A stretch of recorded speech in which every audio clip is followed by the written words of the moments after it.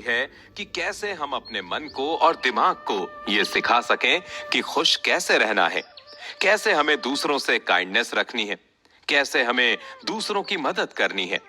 लेकिन एक सबसे बड़ा सवाल ये सामने आता है कि अगर हम दूसरों से इंटरेक्ट ही नहीं कर पाते हैं तो, अगर हम अजनबियों के साथ बात करने से डरते हो तो हम कैसे किसी के साथ इंटरेक्ट कर सकते हैं, कैसे हम उनके लिए कुछ अच्छा काम कर सकते हैं जबकि हम उनके जजमेंट से डरते हैं।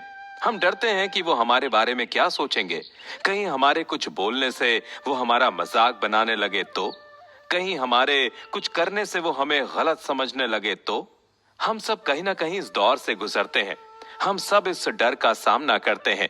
लेकिन इस चीज के साथ एक और चीज भी जुड़ी हुई है जो आजकल के इस समय में एक बड़ी बीमारी के तौर पर सामने आ रही है। आजकल का यूथ इस प्रॉब्लम को बहुत ज्यादा फेस कर रहा है और वो है लोनलीनेस।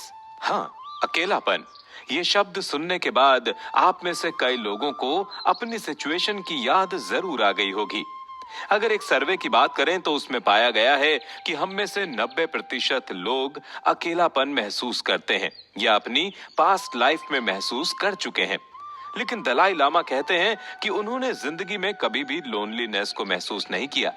आपको भी उनकी ये बात सुनकर अजीब लग रहा होगा ना, कि ऐसा कैसे हो सकता है कि उन्होंने कभी भी अकेला फील नहीं किया। तो आइए उनकी ही थ्योरी पर नजर डालते हैं। सबसे पहले इस टर्म को समझते हैं कि अकेलापन होता क्या है। जब आप खुलकर अपनी बात को किसी से कह नहीं पाते, जब आप अपने विचार खुलकर किसी से शेयर नहीं कर पाते, जब आपको डर रहता है कि लोग आपके बारे में क्या राय बना लेंगे, इससे बचने के लिए आप ज्यादा लोगों से घुलते नहीं, उनसे दूर रहने की या शांत रहने की कोशिश करते हैं। आप सोशल नहीं हो पाते और जिनसे आप बात करते आए हैं, जो आपके परिवार वाले हैं, उनसे आप भी इसलिए खुद के विचार छुपाते हैं क्योंकि आपको लगता है वो आपको शायद कमजोर समझेंगे या आपके बारे में एक राय कायम कर लेंगे या आपको एडवाइस देने लगेंगे।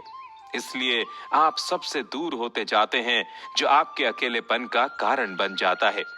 दलाई लामा कहते हैं कि हम अकेलेपन को खुद चुनते हैं। कहीं ना कहीं अकेलापन आपका कंफर्ट जोन बनता जाता है और आप उससे इतना कंफर्टेबल हो जाते हैं कि उसके बाद आपको लोगों से बात करने में, उनसे घुलने मिलने में, सोशलाइज होने में इतनी दिक्कत आने लगती है कि आपको समझ नहीं आता कि आप लोगों से मिलना चाहते हैं या सच में अकेला रहना चाहते हैं।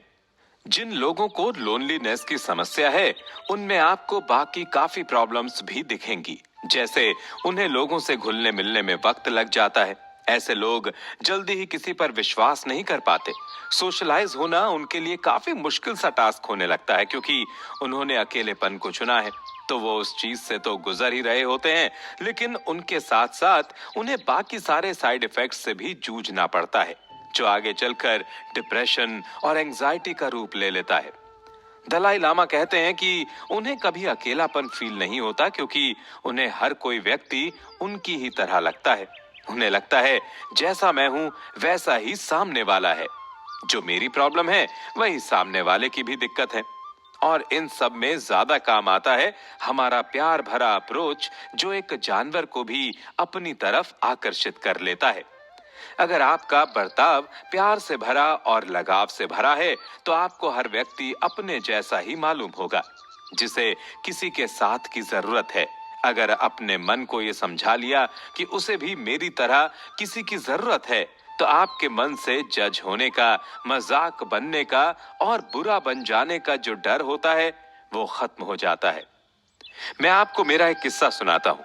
मैं जब नए स्कूल में गया तब मैं किसी से बात नहीं करता था। मुझे लगता था कि शायद वो सब मेरे एवरेज होने का मजाक ना बनाए, कहीं मैं सामने से दोस्ती करने जाऊंगा तो मुझे ना कह दें, इसलिए मैं काफी अकेला सा रहता था। लेकिन एक दिन जब हम सबके एग्जाम के रिजल्ट आए तो उनमें से कुछ बच्चों ने आकर मुझसे कहा कि अरे ये तो बिल्कुल हमारे जैसा है, और हम खामखा डर रहे थे कि कहीं ये हमें ना कह दे। हमें लग रहा था कि तुम बहुत होशियार हो गए, इसलिए हम तुम्हारे पास नहीं आ रहे थे। हमें लगा तुम हम सबसे दोस्ती नहीं करना चाहते, लेकिन चलो अब पता लग गया ना, चलो साथ मिलकर खेलते हैं। उस दिन मुझे एहसास हुआ कि जो मैं सोच रहा था वही वो लोग भी सोच रहे थे। क्या होता कि अगर मैंने उनसे पहले ही दोस्ती कर ली होती, तो मैं अब तक जो अकेला फील कर रहा था वो तो नहीं करता।